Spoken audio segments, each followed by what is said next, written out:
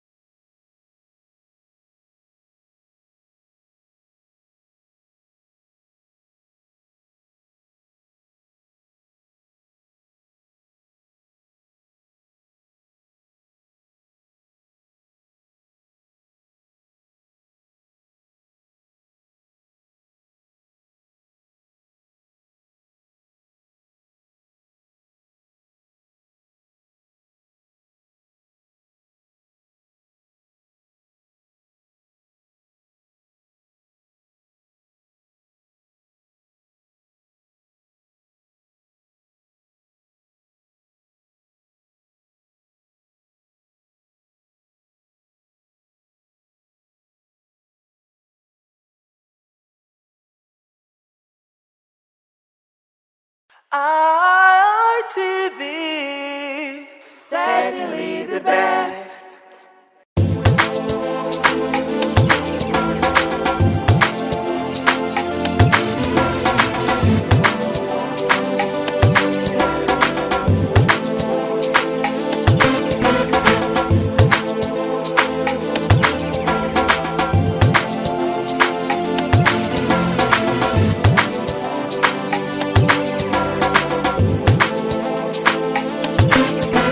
Behind the glass doors of cold rooms and freezers lies a major source of protein for many households. Frozen chicken, turkey, and fish have become common food items in homes, restaurants, and food businesses across the country. From importation and storage to transportation and final sales, frozen food pass through a chain that is highly dependent on electricity, fuel, and efficient handling. Any disruption along the chain often reflects to the final price paid by consumers. On this edition of Market Survey, we examine the current prices of frozen chicken, turkey, and fish, the factors influencing their cost, and how traders are responding to the market conditions. Frozen chicken, turkey, and fish are largely sourced through importation and large-scale distribution, making their prices sensitive to several factors. Traders explain that costs related to import duties, foreign exchange, transportation, and storage play a significant role in determining market prices. Cold room operator says the cost of running generators has increased as frozen food require constant power supply to prevent spoilage. Fuel expenses, maintenance of cold storage facilities, and logistics all add to operational costs, which are often passed on to consumers. At the retail level, traders price frozen items based on size, weight, and type. Prices can also vary depending on supply levels and consumer demand. During the period of high demand, such as festive season, prices tend to rise, while lower demand often leads to slower sales. Consumers say frozen chicken, turkey, and fish remain important protein sources, but prices changes have affected buying habits. Many buyers now opt for smaller portion, cheaper alternative, or less frequent purchases in response to rising costs.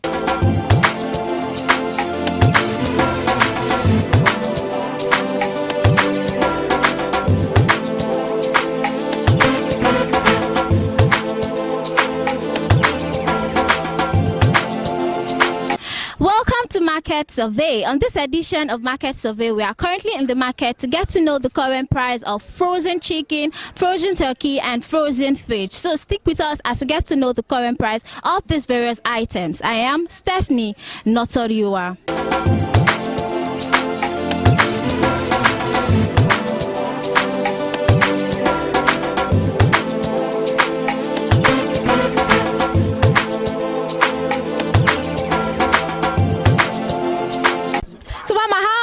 and turkey dey for market now, the price is not come down. Yes, it don't come down. So how much until they sell kilo for chicken? No, they sell on 6,000. Chicken wings they sell on 7,000. The turkey na 9,500. How much until they sell them before? Before turkey na 10,000, chicken na 7,650. But it don't drop now. Chicken wings they sell on 8,000 now, but now they sell on 7,000. It's when it drop. Don't they go like a month now? So how much I cost they buy am for cattle? Say na cattle until they carry am. They buy cattle 55 for chicken. The turkey now they buy am 90. How much until they carry am before? Before now, For the chicken. for the turkey, What of the chicken? chicken they buy am 65. They go still come down pass it. Yes, I don't get believe say go come down pass am. No be say no guess it, but I guess this time around go come down. Now this that they change this the money they change, now the money the chicken they drop.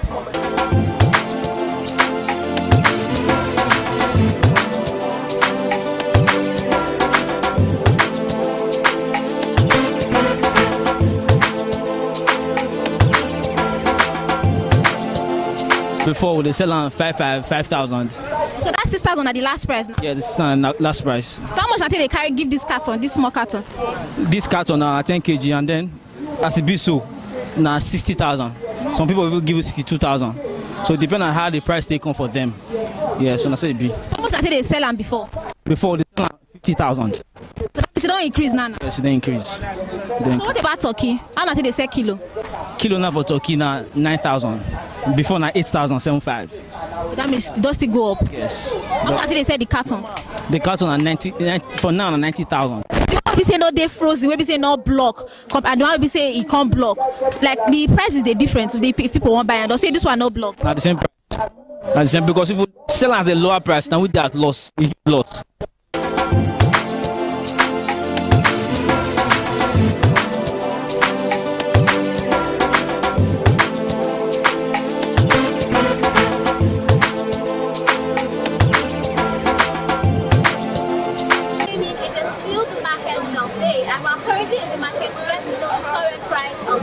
Chicken, frozen turkey, and frozen fish. So come with us as we get to know these prices. I am Stephanie Notorua.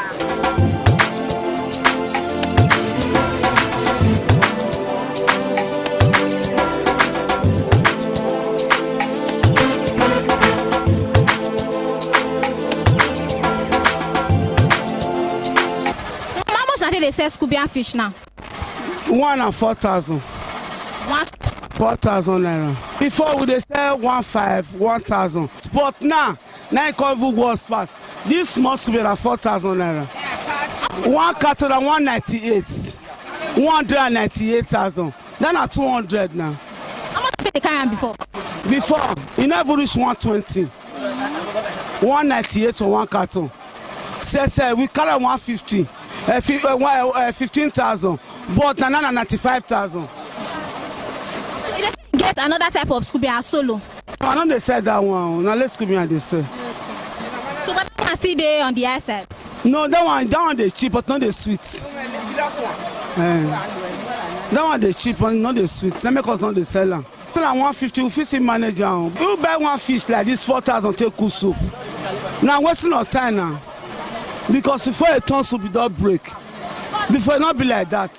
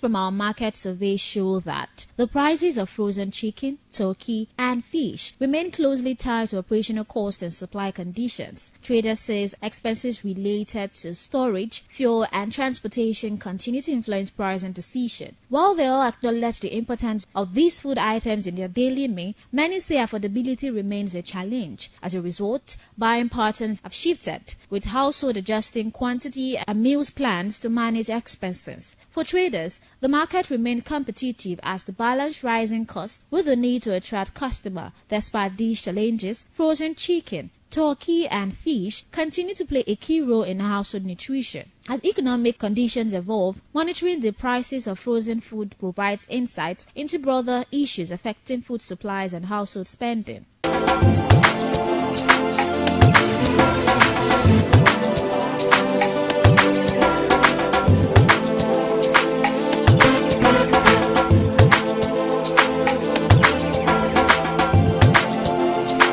Traders report slow patronage, explaining that while goods are valuable, consumers are more cautious with spending. The balance between keeping frozen food affordable and covering operational costs remains a daily struggle for sellers. As market activity continues, the price of frozen chicken, turkey, and fish serve as a reflection of broader economic pressure affecting food supply and household budget. For now, traders continue to adjust to these realities, navigating a market shaped by rising costs and changing demand. Sellers explain that frozen product requires uninterrupted power supply to prevent spoilage. As a result, operators depend heavily on generators, making fuel cost a significant part of their daily expenses. These costs, combined with transportation and market levies, continue to influence the final price paid by consumers. Despite the availability of frozen chicken, turkey, and fish in the market, patronage remains slow. Traders say many customers now buy in smaller quantities or reduce how often they purchase frozen food as they try to manage limited household budgets. For traders,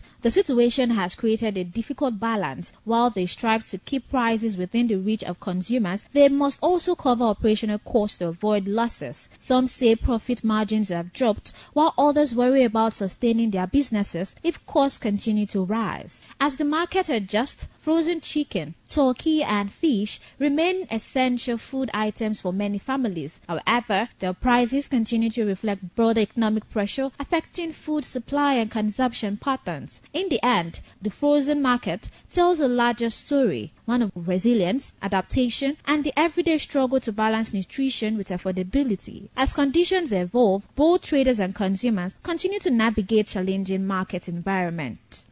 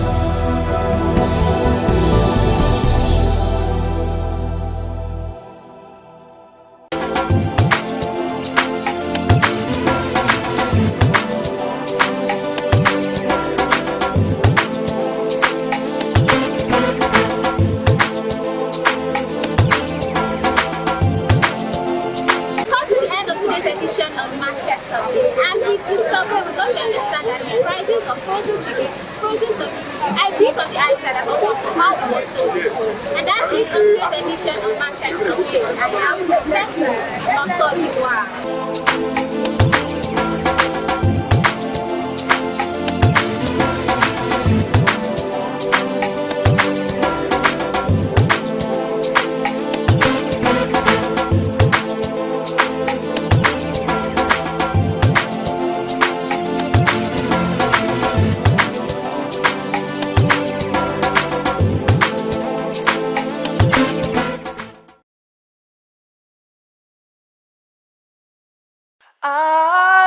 ITV, certainly the best.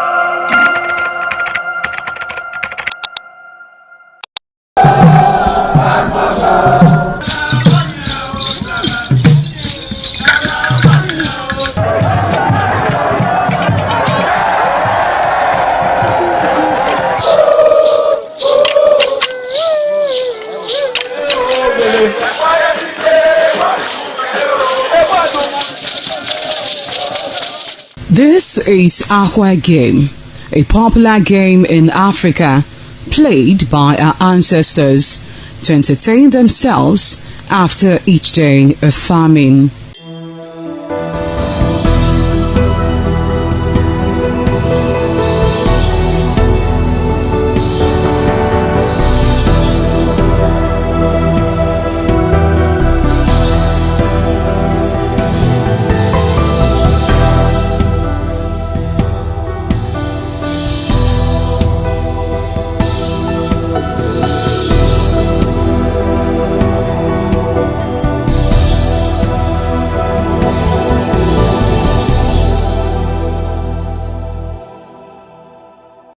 It is also relevant in our coronation in Africa. It is a sport and indeed very interesting, as every seed had a role in the game.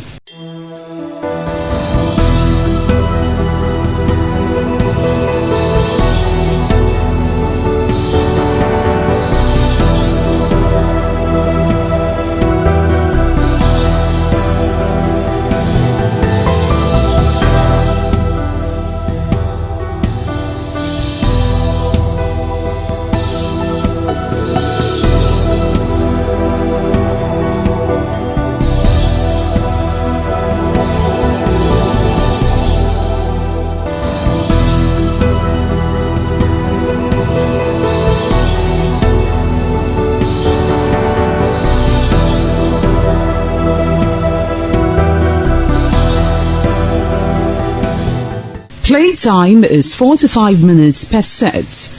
There is no age limit as long as you can spin aqua seed. Ayo or aqua game, known as the game of intellectual. This game requires a lot of mathematical skills. Aqua game is played with carved wooden box containing 12 holes.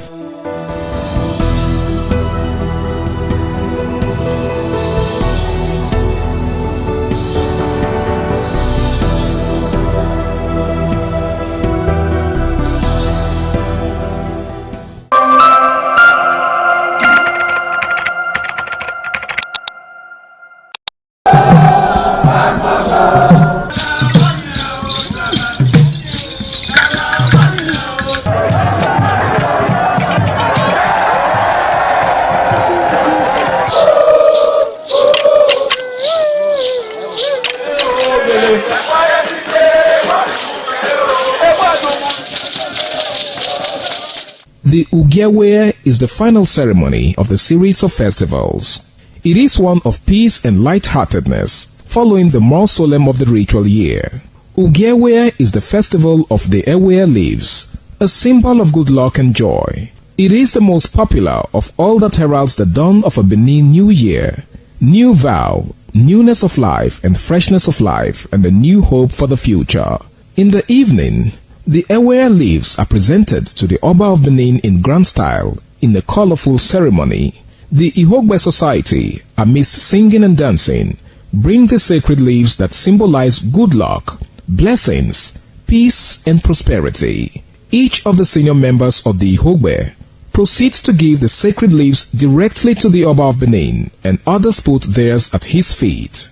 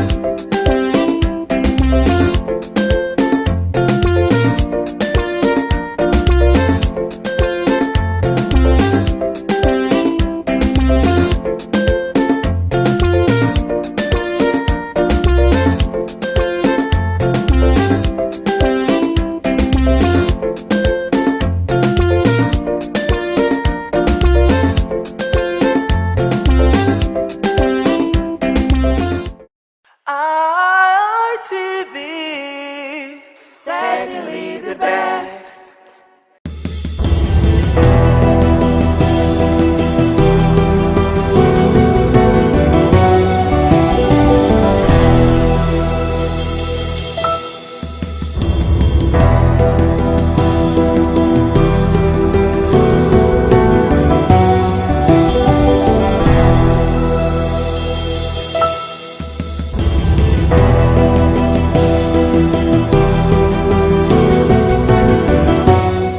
Hello viewers, welcome to Viewpoints on ITV. I am Caroline Okonji, and today on Viewpoint we're going to be talking about the current electricity issues and situations that we as business owners, as individuals, are facing in Nigeria, as over 80% of households lack adequate access to grid, as Nigeria's electricity sector suffers from chronic liquidity trap and infrastructural decay, leading to frequent national grid collapses.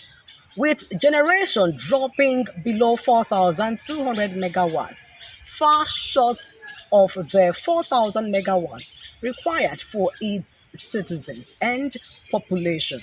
It is a viewpoint on ITV, and we're going to be looking at some of the key issues affecting our electricity sector in Nigeria. I am Caroline Okonji.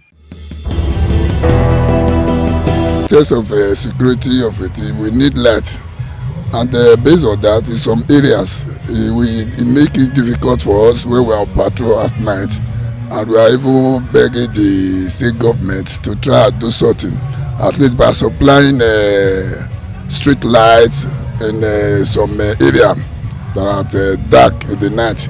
In most cases in our community, there are places that is very dangerous, that without light we cannot do anything of such. For so doing, we want, as a matter of urgency, the Edo State government to try and do the needful, so that the security will be okay for us, so that we can be able to work effectively.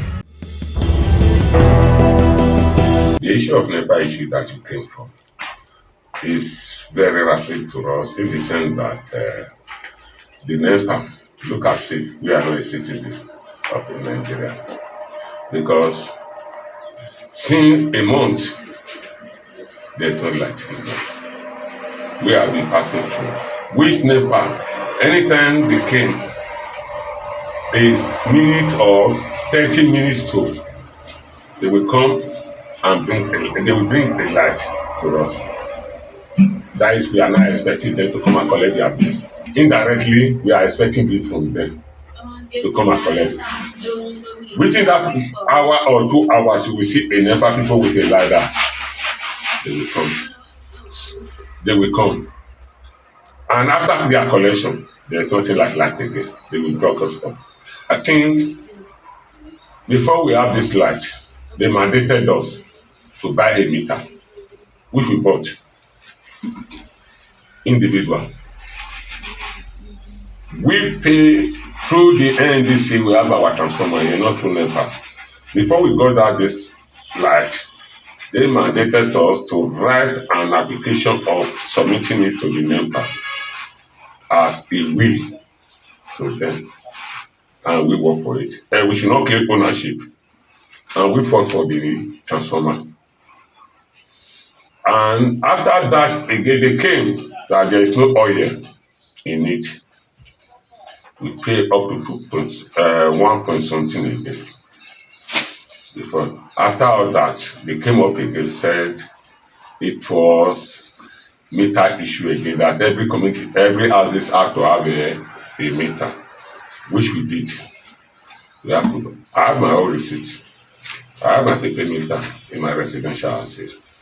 So after all that again, they came up with a past bill. We, before we make that transformer, got that transformer, we been black out for 10 years here.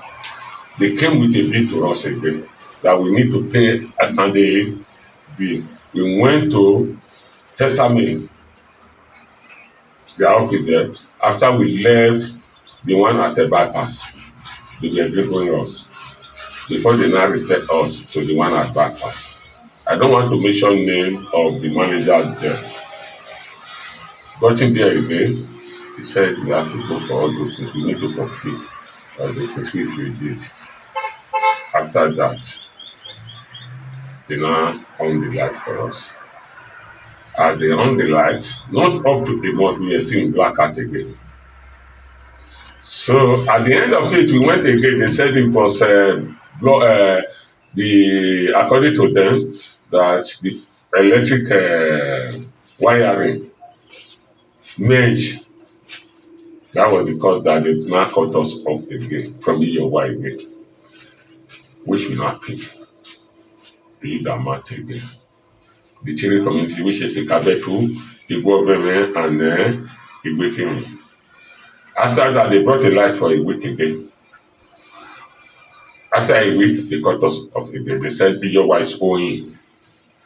We now went to the office again and told them that if EOY is owing, does that mean it affects our community? We are blackout. throughout all these days. So before we sort all those things out, we have already made up our mind. We can do away with our NEPA. When our father was living with a lamp and all these things, we were enjoying it. We cannot be paying for what we are not using. We cannot be paying for what we are not using. So if they feel they want to cut us off from this NEPA issue, they should cut everybody off totally, so that we will know that we are not with NEPA. Not that after 3 weeks, they will not bring a light under 2 hours or 3 hours. They will come and collect their money. It's unfair to the masses.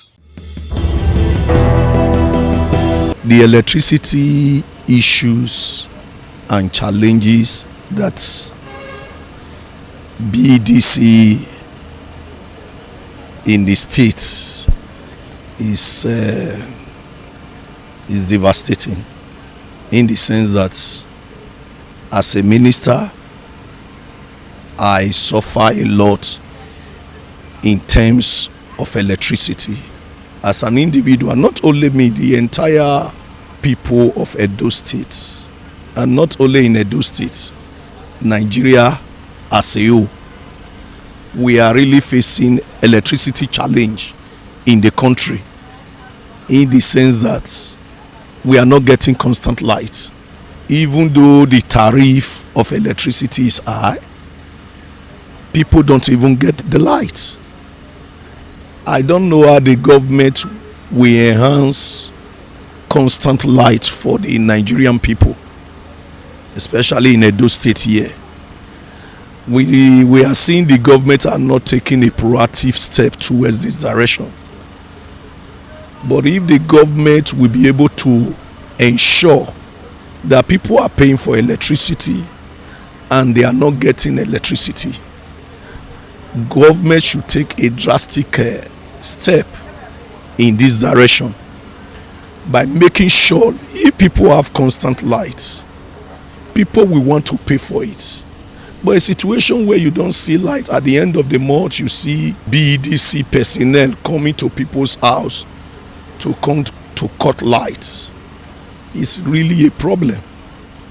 My major concern is that let them provide us electricity and people will pay for it. But a situation whereby we don't have constant light, out of 24 hours, people cannot boast of 3 hours light in a day. It's a problem that we are really facing. People who are doing business cannot do business effectively. People who are doing business, they want to make sure their food stuff does not get spoiled. Nobody can preserve their food again. Even though they cook, you cannot preserve it. Even though electricity for our artisans to work, they cannot get electricity to empower their equipment in order to boost productivity for the entire society. It is really a problem. The state of electricity in our country, in our state, is very poor. Very, very poor. We don't know how government is creating effectiveness on this aspect. We say Nigeria is generating electricity and the neighboring are getting electricity, and the people that are in this country are not benefiting it. Nigerians, we are crying. As a person, I am crying. We don't say as an individual we don't want to pay for electricity. We are not saying that they should give us light for free, but let them make light available and let people pay for it. They often tell us the national grid is collapsed. So ultimately it's to develop enough capacity, the whole process of generation, distribution and the rest of it. And then the enabling law, the happy thing recently is that they have said is deregulated.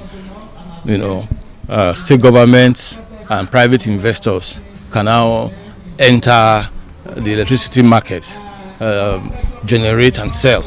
So we do hope that will be a great deal of improvement, because without electricity, really, we are going to remain in the Stone Age. We cannot industrialize. Even domestically, we cannot have the comfort we should derive from electricity. We should consider all the options, whether the new sources like wind, solar in our country, so that we're able to generate enough for our consumption. The darkness is cover for any kind of nefarious activity. Yeah, so if the place is not well lit or substantially lit up, people can ordinarily hide under the cover of darkness to perpetrate just anything, not just robbery, kidnapping and whatever you have. Yeah. Don't also forget that we now have private investors. The government doesn't have so much to do with electricity anymore apart from regulation. So they also have to maximize their profit. So it may have been a mistake in the first instance, divesting from electricity at the level of government. Let me talk about the state where I live, where I reside. The total blackout is nothing to write up about. We really suffer when it comes to light. Edo is suffering. I think our governor is trying to, we have to do more. Our Excellency, Senator Monday, our governor of Edo, Executive Governor, you have to do more when it comes to that light issue. We are suffering. There are some of us who can provide electricity for ourselves, solar and all that. Maybe a generator, this was the case, maybe, but not everybody. And so at this junction, I think it is expedient that our governor looks straight into this issue and solve this problem. What would I call it? I don't know the right English to use. The right English right now, we have serious problem when it comes to light. Businesses are going down. Those selling drinks, those who have koro, without generator, you can't do anything. And the J is on the high side. Those small jewelry, those are better past our neighbor used to buy then 30,000, 10,000. Now you can't buy it. Then the other one is the Tiger and the LMX 1 point something for ordinary generator. So it doesn't make any sense at all. So we're begging on our executive governor, the governor that knows what to do, to please to look into us and save us from darkness. Then when it comes to these funny BDC people, we're raising a child that came from the US and the others. The first thing they learned in Nigeria is NEPA don't bring light. Children brought from abroad, the NEPA don't bring light. Can you imagine such? And so these funny people, 2 days, they'll bring the light on and off for 2 days. The next thing they'll come with their estimated billing. They start dragging people, wires and all that. It's high time. I think it's high time we stand our ground and let them know that we're not fools. We are Nigerians. We all own this nation. It belongs to nobody. It belongs to nobody and it's for everybody. We should stand our ground and fight for our rights. This year, but may they pack, may they go. NEPA still better pass. You can't go out at night when there is no light. The security issue is what the government is trying. I cannot chrome them in one day, but we individual too. Like the police used to say something, say something. But sometimes when you say something, they use it as a bait. And so we need to. Edo State government need to give us security as well. Nightlife in Benin is almost gone. But I also want to say kudos to our governor. For the first time, it was December free of bloodshed. It was wonderful. Look, we have most of our people in Nigeria right now, those living in diaspora, those living abroad. Many of them came December and this January. And they came and they're enjoying it. So I believe our excellent governor, our excellency can do more about that to give us more security. Like those if you're traveling from Benin to Akure, Benin to Ifon, those roads are no-go area at night. You can't date. So I believe with all hands on deck and our governor and the police, our CP, let's hope and pray for our action governor to do something about insecurity. ADDC, since they came in, I don't think they have done well by my own assessment. And darkness is synonymous with demonic things. And they have thrown their city into darkness, Benin City, Edo State as it were, is in darkness. And I think that the government should step into the matter to do something about the situation. Because the way I look at it is that, for me, I think it is deliberate. Because there are some areas that have light. They call it dedicated light. So why can't everybody have the same light? Because there are areas for 2 weeks no light, for 1 month no light. Some people have 3 hours a day. Some people have 1 hour. And if they bring light in these 20 years, people shout, hey, they'll be saying up NEPA instead of up BERC, which is BEDC. So the thing is that government should step in and help us. People are dying, and most people are paying for darkness. They go there, they threaten people, they bring light when it is mountain for 3 days, 2 hours, 3 days, they come and collect money and they shut it down again. So I think the government should step in. If they are going to be thrown out, they should be thrown and bring people who can give us light, who are ready to pay. It was privatized. That was a good intention by government, but the people that did it, I'm sure they gave it to their cronies who does not know anything about the management of light, and that's why we are where we are. It has really hampered nightlife because we don't work in darkness. And then the only thing that is helping us now is this solar that people put everywhere. And some persons that have money to buy diesel and buy fuel. It's not everybody that have that kind of money. So it has really disturbed or hampered nightlife, but government is trying to bring it back by putting street light and everything. So we commend them. We pray that God will give government more power, more strength, more wisdom to do what they have to do. And there's individuals are also trying by helping to lighten up everywhere. So we praise them. But for BEDC, I think they should go. We need better people. The situation of electricity in Benin here now, I will give them at least 30%. They don't even up to 50% from areas. But I wish the government can improve, because if you see what they happen to us now, we all they use our hand to define electricity. Some of us they go generator for us, some of us we get solar, some of us we go generate big blister. All these people get like hotel. So I wish the government will really improve for electricity. All those generators will become condemned for our hand. You understand? So people not going to go for it. And money now they need to put, because that energy, that light will really linger. If light day for this, imagine if you come for here for Silok Road now, come and already put light, but in the evening everywhere will be dark. So where there is light, everything, even the security aspect of itself, waiting anything concerning light is too plenty. Maybe one particular. So we need light. If I come out for office now, if light no dey, we must buy generator. At least from office I dey buy at least, if I'm not mistaken, 5,000 every day for sure. Imagine times 1 month, na big money. And na money. From then I will come see look at this, make come here say we want to go for solar. Make we use solar to stabilize them, because solar they give us more, make savings from the fuel aspect of it. So if you get light, nothing like light, your light can carry AC, can carry everything for us. And to the noise, no go even give you that noise issue. So we prefer light more than any other thing. The light is our problem. We are suffering for light. You can see our business without light, we cannot improve. We need light. The show of light is because it's very, very, very low. I don't know if you're getting very low. We need light. The show of light in Edo State is very poor. Patronage is very low. You can see we bought fuel at least every day 10,000, 15,000 a day. But you can stay 2 days, 3 days, no light. The show of business is very, very, very low. Very low. So we are begging government to improve the light aspect. Without light, you cannot sell bulb, you cannot sell fan.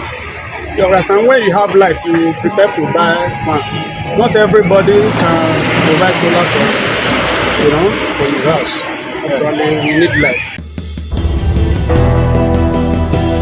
Electricity in Benin City or in Edo State has been with mixed feelings, because to some they will give the positive nod that they are faring well with the supply of electricity, but with some become so epileptic of recent. Me personally, I have discovered that we are not paying for what we get, or we don't get what we pay for.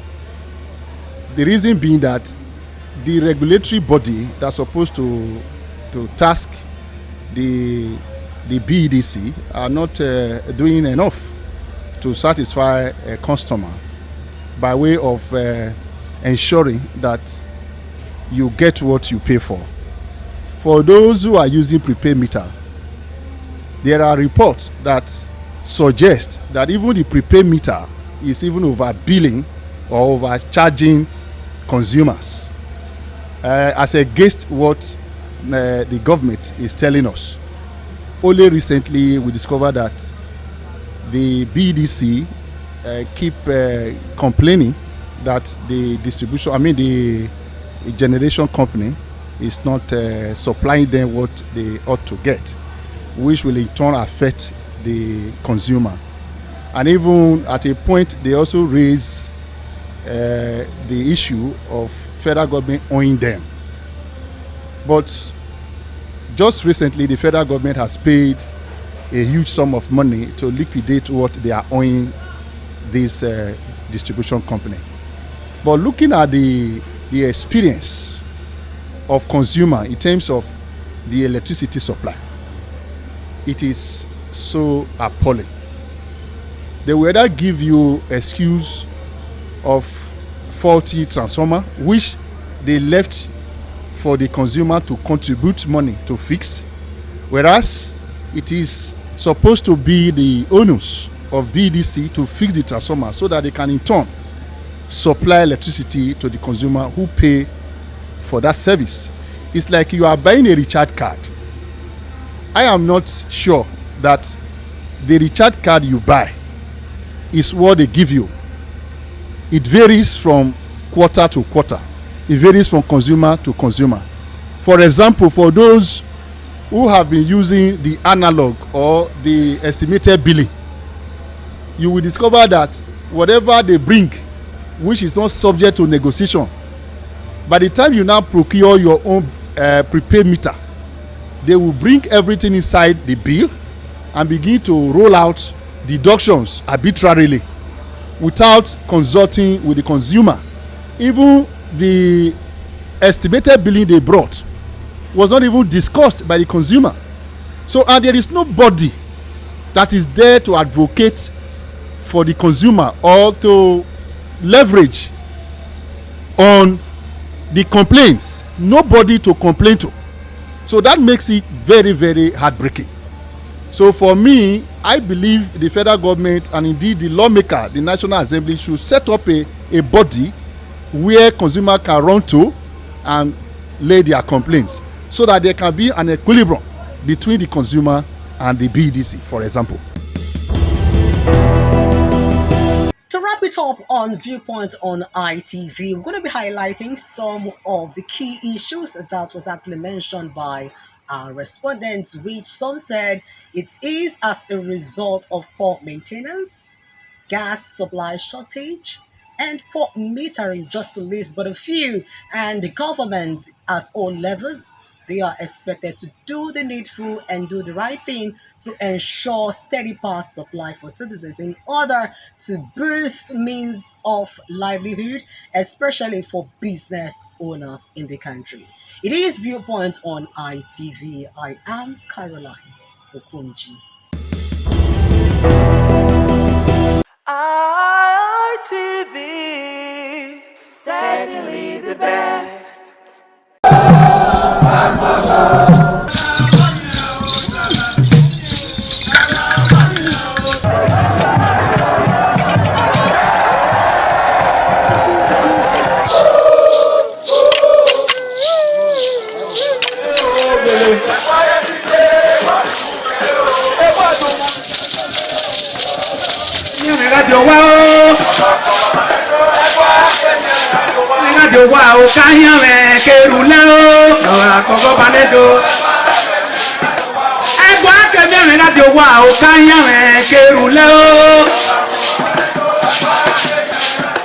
Omonomba Nedo Ukwakwalopolo Ewai II, Oba of Benin, performing during the 2025 Ododua Festival. Ododua Festival is unique as it was organized in honor of Ioba Omoni Hwoyeme, Ioba Ewai II, as part of activities for her burial rites. The rich traditions and cultural heritage of the Benin Kingdom were showcased when His Royal Majesty Ewai II engaged the floor to perform during Ugie Ododua in the palace ground in Benin City. In the dance performance, the Ogbelaka Royal Drummers supplied the needed impetus and rhythm for the dance. However, tributes are paid by the head of Benin deities to the monarch, who was the cynosure at the event. The event can best be imagined as the spiritual rejuvenation, stunned, spectaculars and guests at the colorful ceremony. 7 masquerades representing 7 spirits and deities conveyed different meaning in company with the head of the deities of Benin, with the Oba of Benin, who exhibited a grand cultural dexterity in his dance steps.